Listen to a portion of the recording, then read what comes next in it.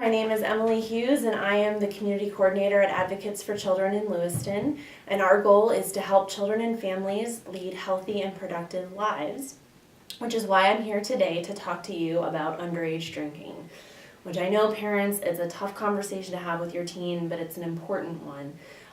We know that half of Androscoggin County high school students report they've had at least one drink, and they also report that they think they could get away with having one or more drinks without their parents knowing. And I know parents, you think you would know if your child's drinking, but that might not be the case. So I want to give you some quick tips to help you get through this period with your teen. I know it's a tough one. The first thing to do is to limit access. So it's important for you to know where the alcohol is in your home at all times and how much is in there.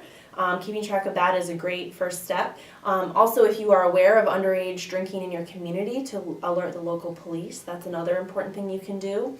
In terms of your network, you want to make sure you know your teen's friends. You want to make sure you know their parents, and even better, have a conversation with your child's friends' parents to have an understanding of what their rules are, what your rules are, and expectations, so that you can stop the drinking before it starts.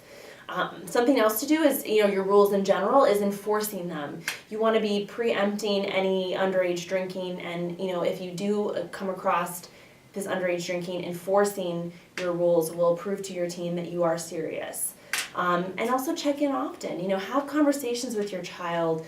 Don't let them isolate themselves in their room or at friends' houses or in the basement or wherever. Make sure you know where they are and what they're doing, because you care. Not necessarily because you're trying to control them, but that just because you care. And set curfews and be ready to enforce those curfews so that you can have them at home.